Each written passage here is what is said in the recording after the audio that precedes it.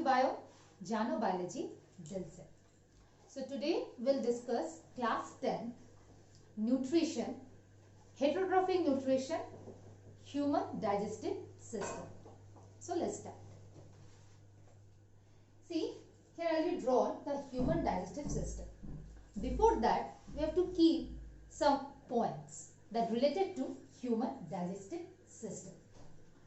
Actually, human digestive system or human digestion, human mode of nutrition, we all know it is heterotrophic. Under heterotrophic, then some categories are there. So, human beings show holozoic. Holozoic, it's a type of heterotrophic nutrition. So, what is holozoic? Holozoic means when a complex or the whole food material the organism take inside their body, and then due to the enzymatic activities it break down into simple absorbable form. तो mainly जो organism होंगे जो holozoic nutrition show करेंगे वो बाहर से the whole food material को ले लेंगे बॉडी के अंदर with the help of enzyme वो छोटे छोटे टुकड़ों में ब्रेक डाउन हो जाएगा तो इजीली वो डाइजेस्ट एंड अब्सॉर्बल फॉर्म में आ जाएगा. Clear? In this holozoic nutrition there are sub divisions are there, herbivores, carnivores, omnivores. So the human being mainly the omnivores because in their diet plant products as well as meat also included. Now next part. The holozoic nutrition follow steps, means it occur step by step. So what are the steps? First one is your ingestion. First one is your ingestion. In means inside. So when the food take inside the body, inside the mouth, is known as your ingestion. Second step is your digestion. So in digestion, the complex food, suppose it's a complex food particle that will break down into simple absorbable form. This is the digestion in the presence of enzymes. In the presence of enzymes. So what are enzymes? Enzymes are biocatalysts. So enzymes are biocatalysts that increase or decrease the rate of chemical reaction. Clear? So in the digestion, the big molecules, food molecules are broken into simple absorbable form. Simple absorbable form. Third step is your absorption. That I already told you. Okay. Due to the enzymatic action, the big particle break down into simple form. Why? To continue the absorption process. In this way, cell will get the essential nourishment. Then fourth step is your assimilation. So what happened in the assimilation? The material absorbed by the cell and some stored in the organism body for the future use, for synthesis of protoplasm and other structures. And last one is your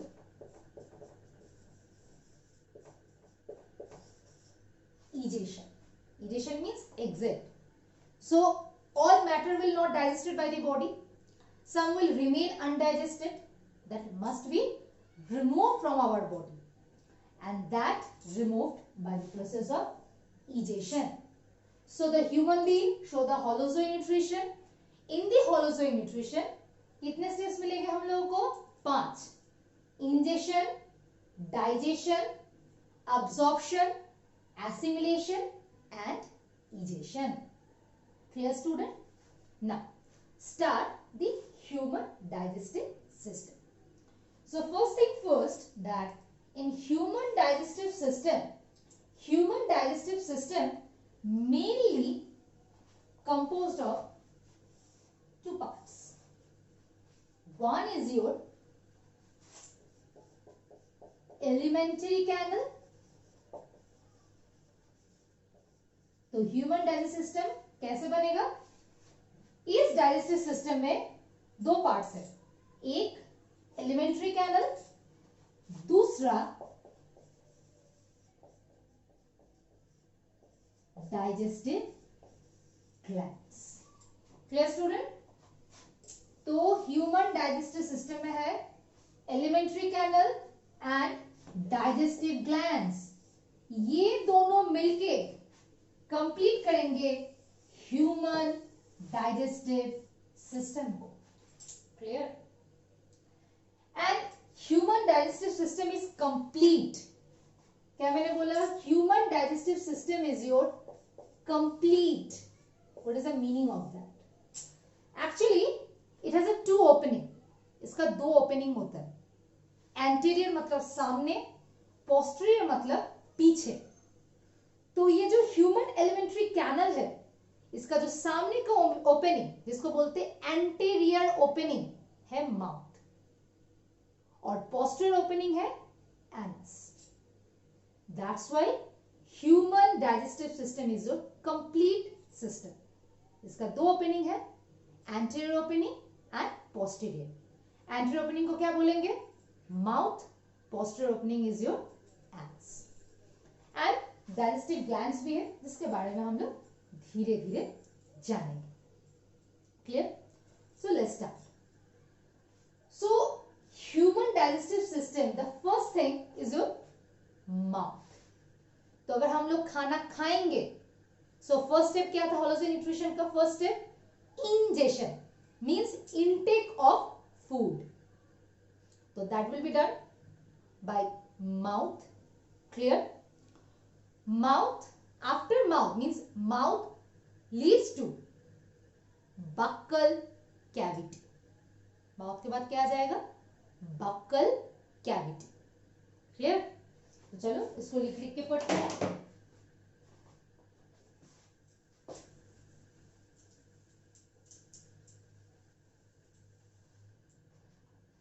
So the human digestive system, first thing is your mouth.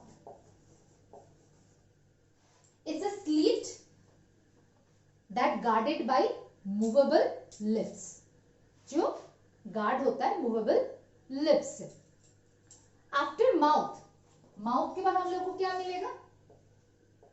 buccal cavity. This buccal cavity also known as your oral cavity. Clear? और buccal cavity के अंदर हम लोग को मिलेगा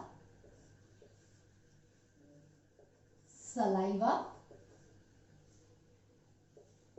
tongue and teeth. Clear? ये तीनों चीज मिलेगा तुमको बक्कल कैविटी में. तो फर्स्ट हम लोग बात करेंगे टीथ के ऊपर. What are the properties of human teeth? क्या होता है ह्यूमन टीथ का properties? First character means first property is your, it's a thecodont type. Thecodont. So what is thecodont? इसको बोलते हैं जॉ लाइन. ठीक है?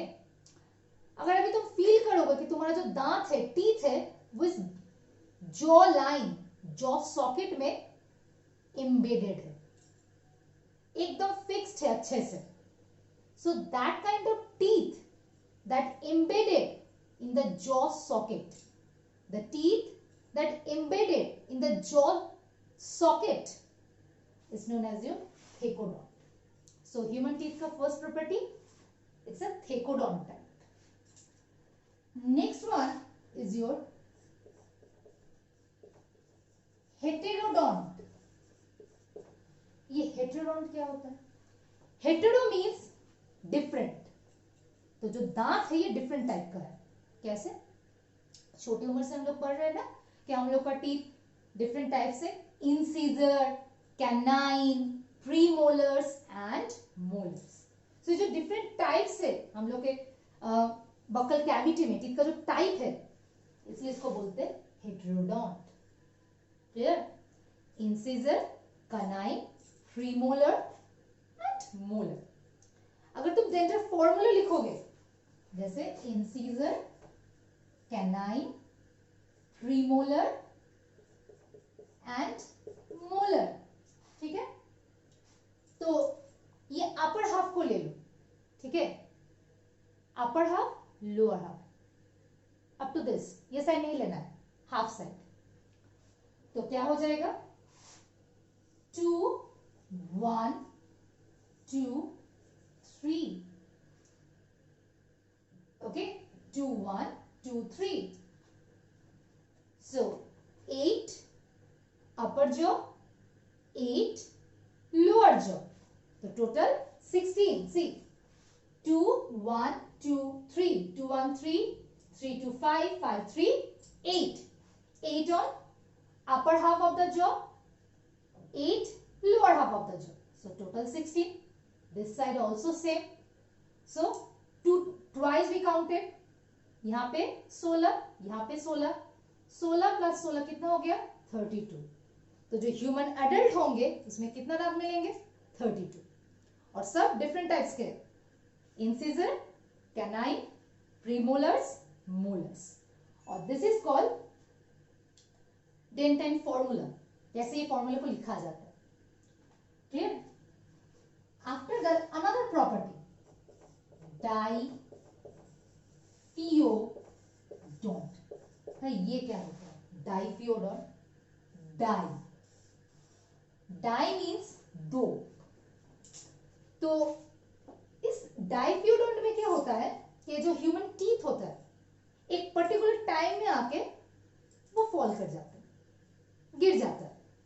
छोटे बच्चे का जो दांत है उसको मिल्क टीथ बोला जाता है, फिर वो दांत टूटता है, उससे फिर परमानेंट टीथ आता है। तो ह्यूमन जो टीथ है वो twice in a life time develop, एक मिल्क टीथ होता है, दूसरा परमानेंट टीथ होता है। That's why this property of a human teeth is known as the diphyodont, that develop twice in a human life. In the lifespan of the human being, twice it occurs, twice it develops. So what are the properties? Thecodont, heterodont, diphyodont. Theco means embedded in the jaw socket. Heterodont means different types. Incisor, canine, premolars, molars. Diphyodont means twice in a lifetime that develop, milk teeth and permanent teeth. So let's write the dentin formula of the milk teeth. Here it will be 2 1 0 2. तो in milk teeth छोटे बच्चे में up to 6 और 7 years premolars absent होते हैं, premolars नहीं रहते हैं। तो ये टोटल हो गया 2 1 3 प्लस 2 5, 5 अपर 5 लोअर, यहाँ पे भी वही, तो 5 5 10, 5 5 10, 10 इंटू 2 हो गया 20। तो मिल्क टीथ का नंबर कितना होता है? 20, और एडल्ट में टीथ का नंबर कितना होता है? 32। Clear? Now what is the function of teeth? It mainly helps in mastication of food, मतलब जो होल फूड मटेरियल या बड़ा कोई चीज को जब हम लोग लेते हैं तो उसको छोटे छोटे टुकड़े में ब्रेक डाउन करना। क्यों? अगर छोटे टुकड़े में ये ब्रेक डाउन नहीं होगा तो एंजाइम्स इसके ऊपर अच्छे से काम नहीं कर पाएगा। तो टीथ का मेन काम है crushing, grinding, means mastication of food. तो अच्छे से खाने को तोड़ मरोड़ के सॉफ्ट बना देना, जब उसको अच्छे से मतलब एंजाइम उसके ऊपर काम कर सके और हम अच्छे से उसको स्वॉलो मतलब निगल सके। क्लियर? चलो next thing is your tongue. तो tongue is a strongest muscle. अगर तुम देखोगे हम लोग के बॉडी में tongue is the strongest muscle. ओ हाँ, और एक बात, जो टीथ है, टीथ में जो अपर हार्ड पार्ट होता है, जो हम लोग के बॉडी में इवन बोन से भी ज्यादा हार्ड होता है, टीथ में वो स्ट्रक्चर प्रेजेंट है, the hardest part of our body, that is your enamel. So teeth में जो हार्डेस्ट पार्ट प्रेजेंट है, जो हम लोग के बॉडी में सबसे हार्डेस्ट पार्ट है, that is your enamel. Clear?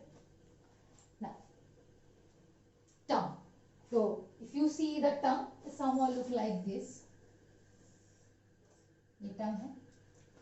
तो ये जो टंग है, इसमें तुम छोटा छोटा अभी भी चेक कर सकते हो, ऐसे प्रोजेक्शन मिलेंगे तुमको।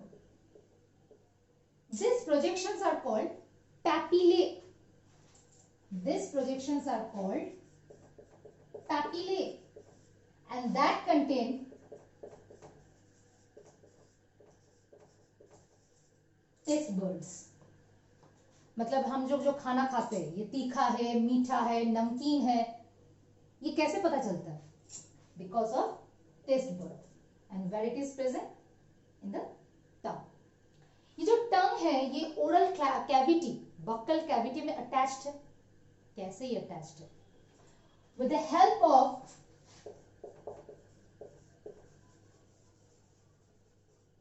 Frenulum,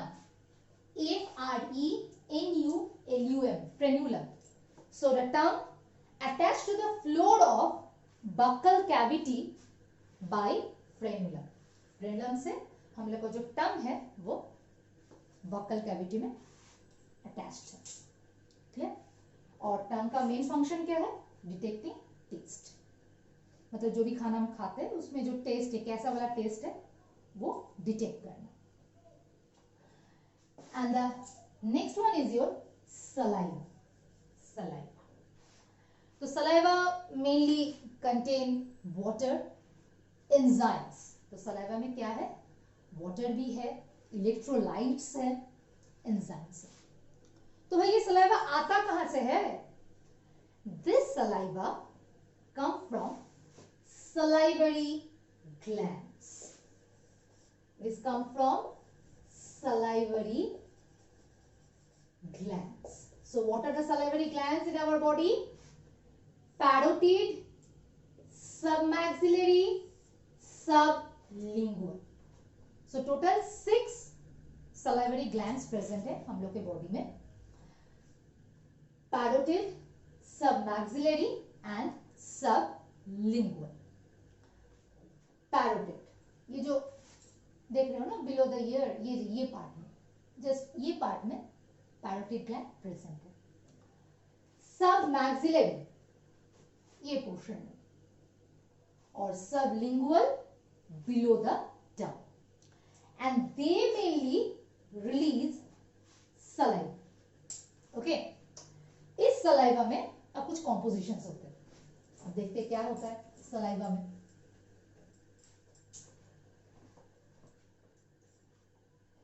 This saliva contain electrolytes, lysozymes,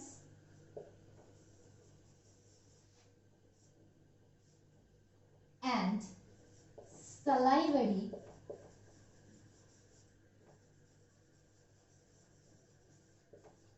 amylase। तीनों चीज होता है।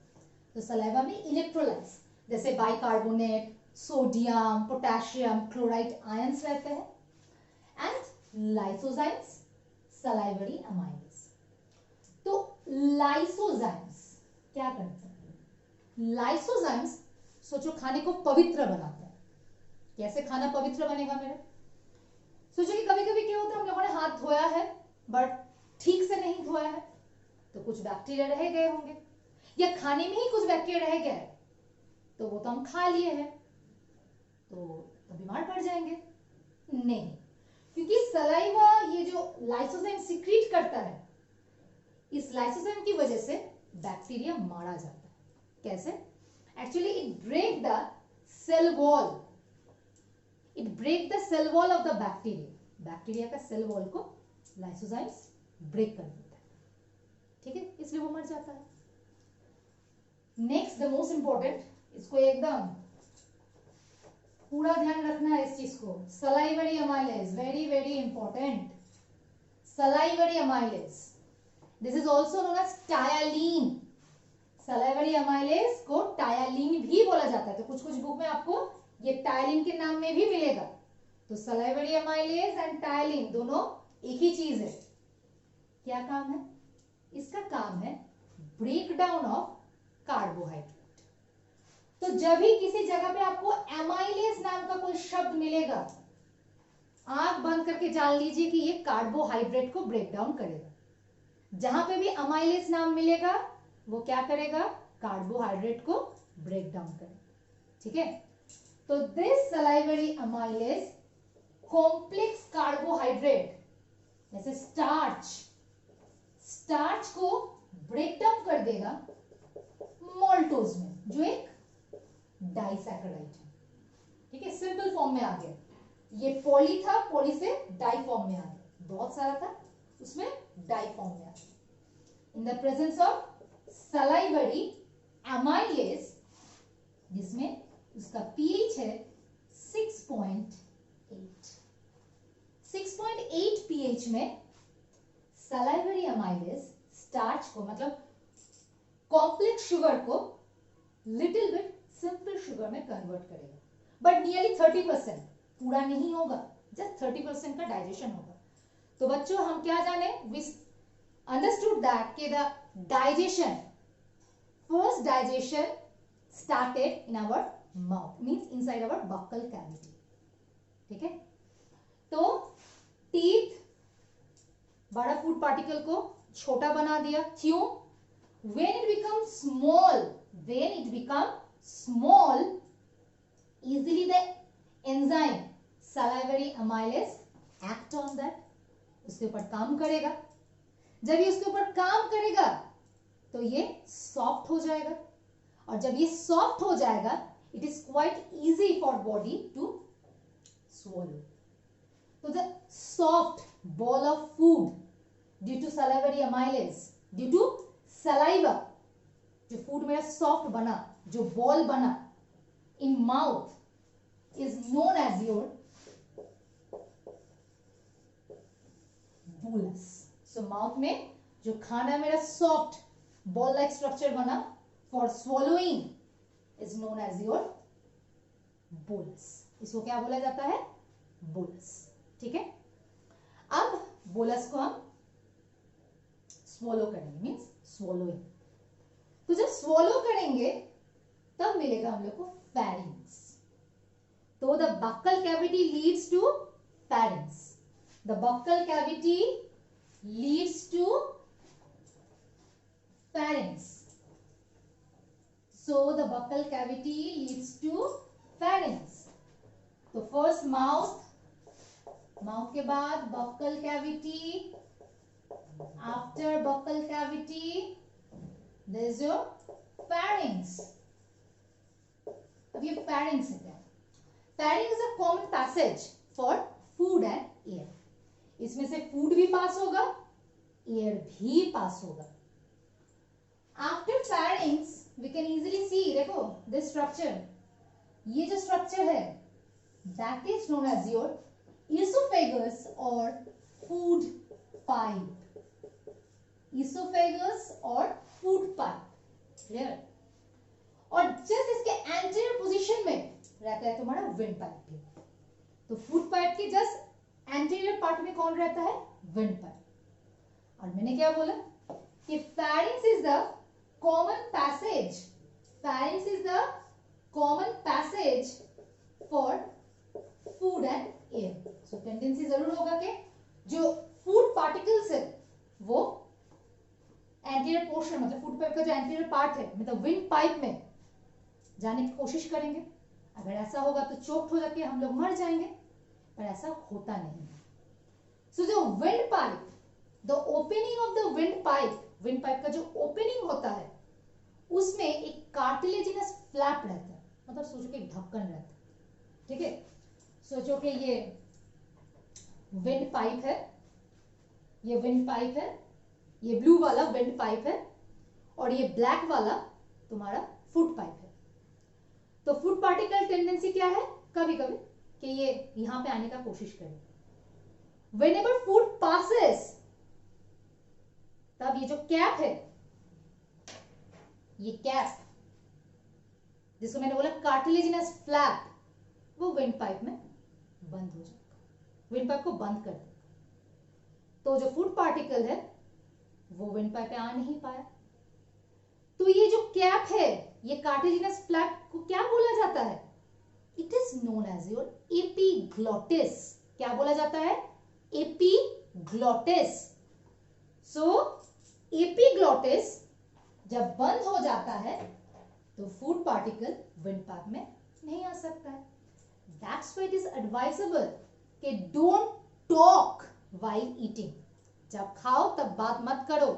क्यों?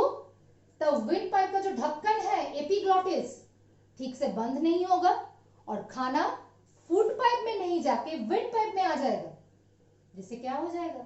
चोकिंग, और इंसान मर भी सकता है। Clear student? चलो, so in food pipe the food is pushing down, नीचे जाएगा। अब ये जाएगा कैसे? तो यहां पे मस्कुलर एक्टिविटी होता है, contraction relaxation, contraction relaxation. So ये जो मस्कुलर मूवमेंट है within the oesophagus is known as your peristalsis. Peristalsis. इससे फूड पुश डाउनवर्ड, नीचे में फूड पुश होगा। पर अगर ये ठीक से नहीं हुआ due to overeating, indigestion, तो खाना नीचे के पुश होने से मतलब ये ऊपर आने लगे। This is known as antiperistalsis. खाने को नीचे जाना है, बट ड्यू टू एसिडिटी और इनडाइजेशन क्या हो सकता है? ये खाना ऊपर आ गया। क्लियर? जब ये ऊपर आ गया तो ऑब्वियसली क्या होता है? उल्टी, उल्टा, एंटीपेरिस्टॉल्सिस। अंडरस्टूड कि क्यों हम लोग को उल्टी होती है? खाना नीचे के जाने की वजह, जाना चाहिए, नीचे नहीं गया, गया ऊपर, मुंह से निकल गया, means vomiting. Clear? Due to antiperistalsis movement. Clear? चलो नेक्स्ट पार्ट। अब खाना मेरा नीचे आ गया, तो नीचे जब आया इसको क्या बोलते हैं? Stomach. A J-shaped muscular bag. क्या बोला? J-shaped muscular bag. देखो, ये इसोफेगस स्टमक में ओपन हुआ, तो ये जो ओपनिंग, स्टमक का जो फर्स्ट ओपनिंग जहां पे इसोफेगस ओपन हुआ, उसको बोला जाता है कार्डियक।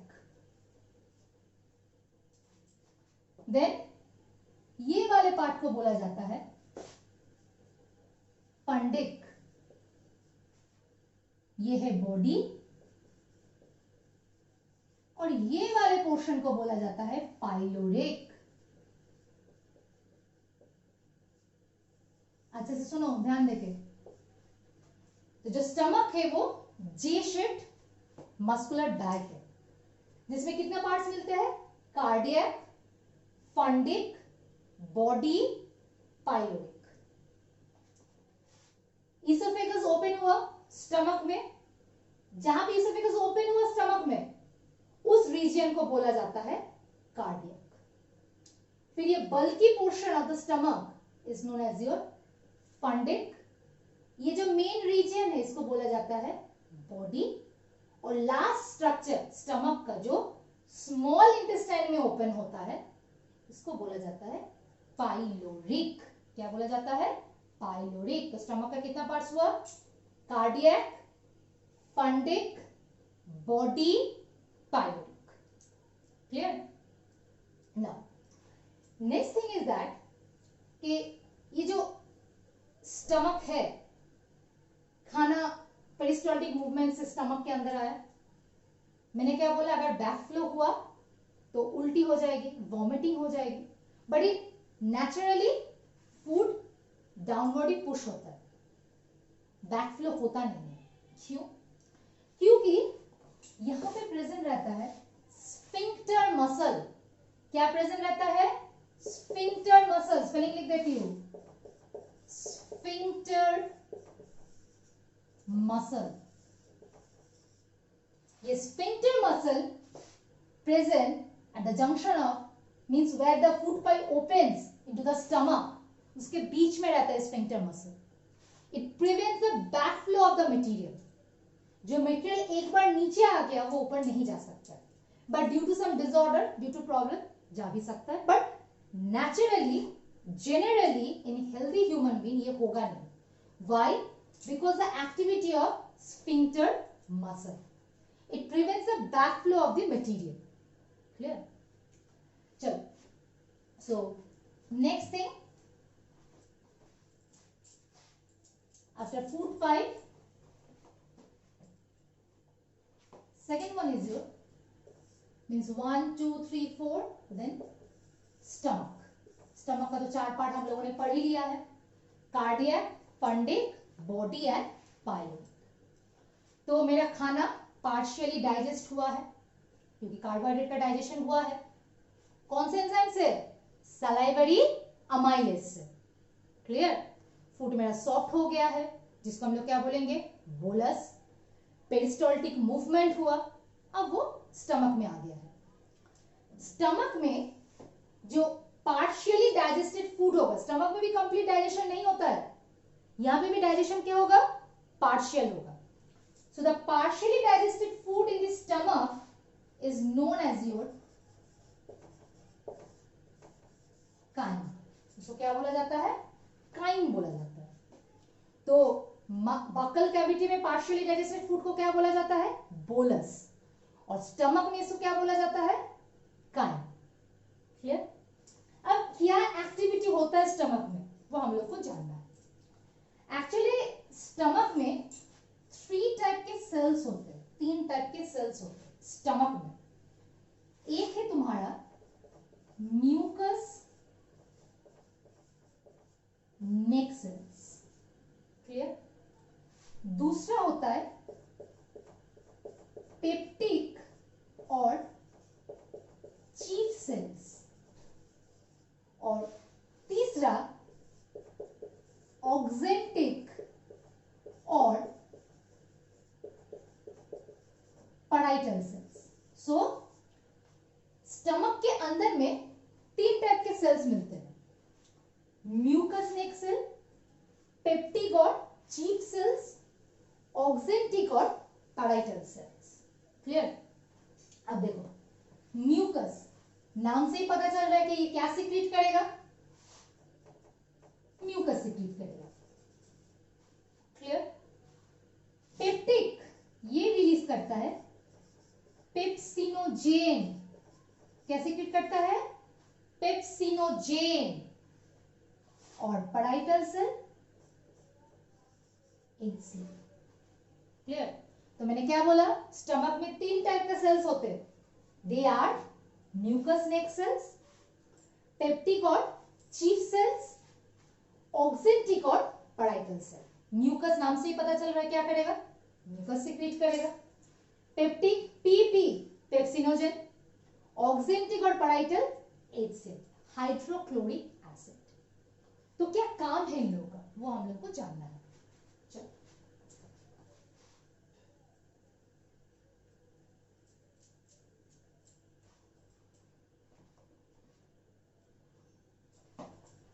फर्स्ट है पेप्सिनोजेन। तो स्टमक के अंदर में क्या है? Pepsinogen. Okay, digestive juice. Okay, so ये जो पेप्सिनोजेन है ये है इनएक्टिव फॉर्म, इसलिए then pepsinogen it is in inactive form. इसको तो एक्टिव होना है, ये कैसे एक्टिव होगा? याद है मैंने बोला था HCl भी सीक्रेट होता है स्टमक से। So this HCl hydrochloric acid pepsinogen को कन्वर्ट करेगा पेप्सिन में, एंड दिस इज योर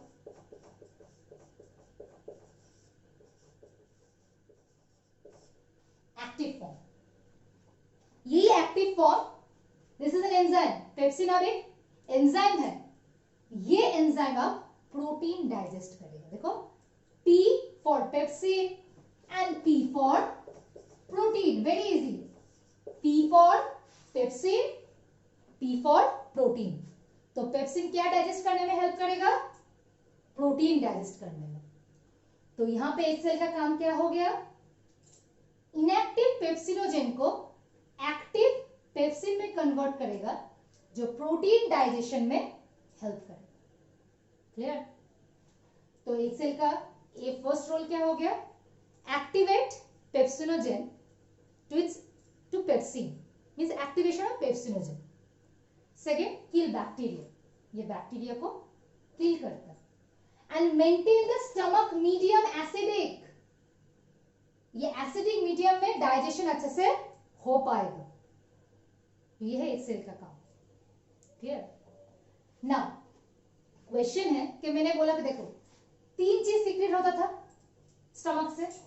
एक तो एसल के बारे में मैंने बोल दिया, पेप्सिनोजेन के बारे में भी बोल दिया, बचा कौन? म्यूकस। तो म्यूकस का काम क्या हो? म्यूकस का काम क्या हो? एक्चुअली म्यूकस का काम क्या है? यहां पे HCl है, फ्लोट कर रहा है, तो इसका टेंडेंसी है HCl एसिड, सो टेंडेंसी क्या होगा? To damage the wall of stomach. तो होता भी नहीं है। तो क्यों नहीं होता है? Because mucus make a layer around the inner wall of the stomach. जब भी HCl डिपोजिट होने चाहेगा, म्यूकस क्या करेगा? उसको पुश कर देगा, ढकेल देगा कि मत आओ मेरे पास। तो इससे क्या हो जाएगा? जो स्टमक है वो प्रोटेक्टेड रहेगा from the HCl activity. Clear? तो स्टमक है, स्टमक में डाइजेस्टिव जूस रिलीज होता है, जिसको गैस्ट्रिक जूस भी बोला जाता है। इस गैस्ट्रिक जूस में क्या है? एक म्यूकस, दो HCl, तीन पेप्सिनोजेन। पेप्सिनोजेन है इनएक्टिव, काम नहीं करेगा। तो ये काम कैसे करेगा? In the presence of HCl। HCl की वजह से वो क्या हो जाएगा? एक्टिव हो जाएगा पेप्सिनोजेन से पेप्सिन में। क्लियर? अब HCl का क्या एक्टिविटी है? एसिड है, जिसका काम क्या होगा? अगर ज्यादा, बहुत ज्यादा डिपोजिटेड हो जाएगा तो स्ट्रक्चर को डैमेज करेगा। उस डैमेज से कौन प्रिवेंट करेगा? इसको प्रिवेंट करेगा तुम्हारा म्यूकस। क्लियर? तो हम लोगों ने क्या जाना? स्टमक में मेनली प्रोटीन का डाइजेशन होता है। स्टमक में मेनली किसका डाइजेशन होता है? प्रोटीन का डाइजेशन होता है। और माउथ में किसका डाइजेशन होता है? कार्बोहाइड्रेट का, but partial. Buccal cavity, stomach, इस दोनों में डाइजेशन अभी तक कंप्लीट नहीं हुआ है, पार्शियल डाइजेशन हुआ।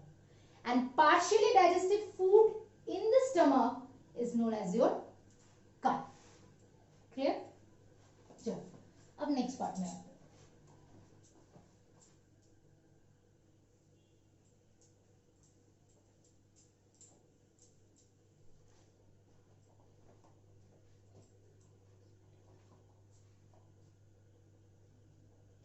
नेक्स्ट पार्ट, अब ये जो स्टमक है, मैंने क्या बोला? स्टमक का जो एंड है उसको पायलेटिक बोलते हैं।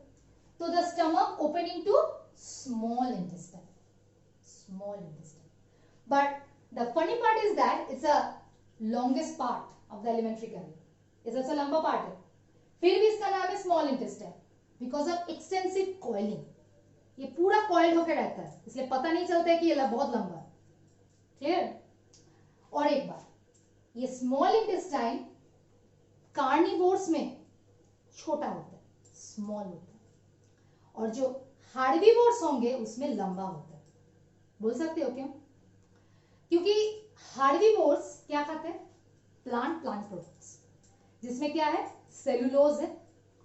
वो डाइजेस्ट होने में बहुत लंबा टाइम लगता है, इसलिए इन लोग का जो स्मॉल इंटेस्टाइन है हार्डीवोर्स का, वो लंबा होता है, और कार्निवोर का कंपैरेटिवली स्मॉल देन दी हार्डीवोर्स। क्लियर? सो स्मॉल इंटेस्टाइन, ये जो small intestine, so after stomach next one is your small intestine. तो स्मॉल इंटेस्टाइन में 3 पार्ट होते हैं। अच्छा से सुनो, क्या कह रहे हैं वो 3 पार्ट? ड्यूडेनम, जेजुनम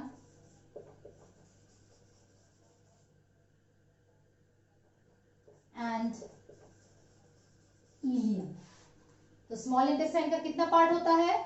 3 पार्ट होते हैं, ड्यूडेनम, जेजुनम, इलियम। क्लियर? तो ड्यूडेनम, तो जो ये फूड है, पार्शियली डाइजेस्टेड फूड पार्टिकल, ये कहां पे आएगा? स्मॉल इंटेस्टाइन के ड्यूडेनम में।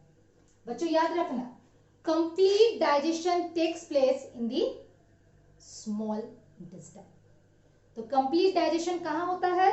स्मॉल इंटेस्टाइन में होता है। कहां पे? ड्यूडेनम में। ओके, स्मॉल इंटेस्टाइन की ड्यूडेनम में कंप्लीट डाइजेशन होता है। ये स्मॉल इंटेस्टाइन है, कंप्लीट डाइजेशन ड्यूडेनम में होता है। ठीक है, और jejunum, ileum highly coiled part है। जेजुनम थोड़ा सा कॉइल्ड है और इलियम हाईली कॉइल्ड है, and they are specifically perform for the absorption. ये अब्जॉर्प्शन में हेल्प करते। क्लियर?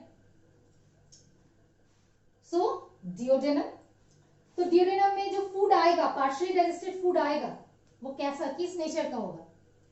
ऑब्वियसली एसिडिक नेचर का होगा, क्योंकि स्टमक में अगर देखोगे तो मीडियम एसिडिक था ड्यू टू HCl। वो acidic partially digested food matter आएगा स्मॉल इंटेस्टाइन के ड्यूडेनम में। बट प्रॉब्लम है कि स्मॉल इंटेस्टाइन एसिडिक मीडियम या एसिडिक फूड पार्टिकल को डाइजेस्ट नहीं कर सकता। तो what is the solution? Solution है हम लोग के पास, that is your liver. This is a largest gland, और ये भी बोल सकते हैं कि ये डाइजेस्टिव ग्लैंड है ह्यूमन बॉडी का। This liver produce bile juice. Liver क्या बनाता है? Bile juice. ये बाइल जूस टेम्पोरली स्टोर्ड होता है। कहां पे? टेम्पोरली स्टोर्ड इन दी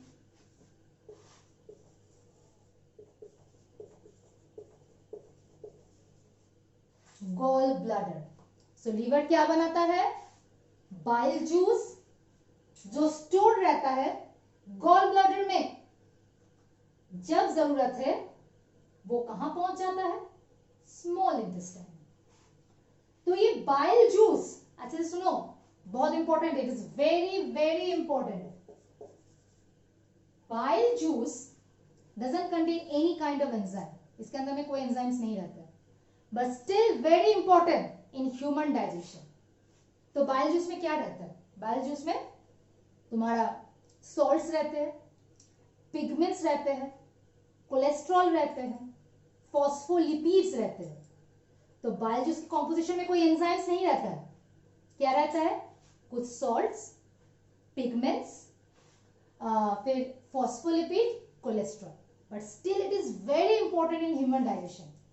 बोल सकते हो क्यों? क्योंकि it is alkaline in nature. ये किस नेचर का है? Alkaline in nature. इसी वजह से क्या हो जाता है, ये जो फूड स्टमक से आया वो एसिडिक था, बाइल जूस आके उसको किस में कन्वर्ट कर देगा? एल्कलाइन मीडियम में। क्लियर? तो डाइजेशन प्रोसीजर कंटिन्यू होते रहेगा। Next, it is helps in emulsification of fat. It is helps in emulsification of fat. किसमें हेल्प करता है? emulsification of fat. ये क्या होता है भाई? emulsification of fat. Actually fat is quite big particle और एंजाइम डायरेक्टली इन लोगों के ऊपर काम नहीं कर सकता है। तो इसके ऊपर डायरेक्टली काम करने के लिए जो फैट है उसको छोटे छोटे पार्टिकल में ब्रेक डाउन होना है। तो ये छोटे छोटे पार्टिकल्स में कैसे ब्रेक डाउन होंगे? With the help of bile juice.